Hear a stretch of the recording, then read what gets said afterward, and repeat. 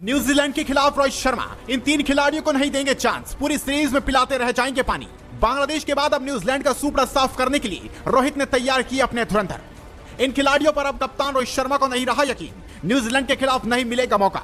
बांग्लादेश के खिलाफ test series जीतने के बाद टीम इंडिया न्यूजीलैंड के खिलाफ 3 मैचों की टेस्ट सीरीज खेलेगी, जिसकी शुरुआत 16 अक्टूबर से होने जा रही है। सीरीज का पहला मुकाबला एम चिन्नास्वामी स्टेडियम बेंगलुरु में खेला जाएगा। भारतीय टीम का ऐलान हो चुका है, स्क्वाड में कोई भारी फेरबदल नहीं किया गया। बोर्ड ने बांग्लादेश के खिलाफ टेस्ट सीरीज में हिस्सा ले रही खिलाड़ियों पर न्यूजीलैंड के खिलाफ भी भरोसा जताया, लेकिन रोहित शर्मा की कप्तानी में ये 3 खिलाड़ी बेंच गर्म करते ही नजर आएंगे।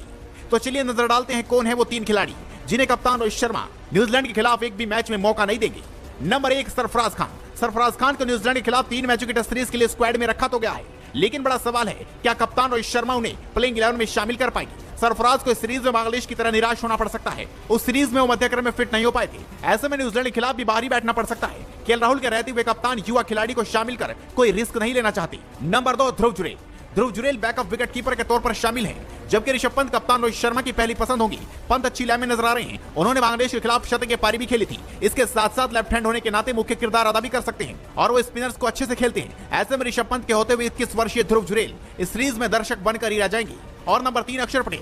न्यूजीलैंड के खिलाफ बॉलिंग ऑलराउंडर अक्षर पटेल इस सीरीज में बेंच गर्म करते नजर आएंगे। स्पिनर गेंदबाज के रूप में कुलदीप यादव और आर अश्विन को चुना गया है, जबकि लेफ्ट आर्म स्पिनर के रूप में रविंद्र जडेजा इस सीरीज में शामिल रहेंगे। ऐसे में अक्षर पटेल को इस पूरी टेस्ट सीरीज में बेंच गर्म करनी होगी और साथ ही खिलाड़ियों को सिर्फ पानी ही पिलाना होगा।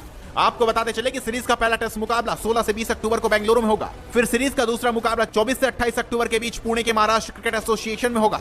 इसके बाद सीरीज का तीसरा और आखिरी टेस्ट मुकाबला 1 नवंबर से 5 नवंबर के बीच मुंबई के वानखेड़े स्टेडियम में खेला जाएगा। आपको बताते चले कि विराट कोहली न्यूजीलैंड के खिलाफ खेली जाने वाली 3 मैचों की टेस्ट सीरीज के लिए मुंबई से बेंगलुरु के लिए रवाना हो चुके हैं। भारत और न्यूजीलैंड के बीच 3 मैचों की टेस्ट सीरीज खेली जानी है। सीरीज का पहला मुकाबला 3 दिन बाद खेला जाएगा, जिसके लिए किंग कोहली पूरी तरीके से तैयार नजर आ रहे हैं। इससे पहले विराट कोहली बांग्लादेश के खिलाफ खेली गई 2 मैचों की टेस्ट सीरीज में खेलते नजर आए थे। बांग्लादेश के खिलाफ खेले गई सीरीज के दोनों ही मुकाबलों में विराट कोहली कुछ खास कमाल नहीं कर पाए थे।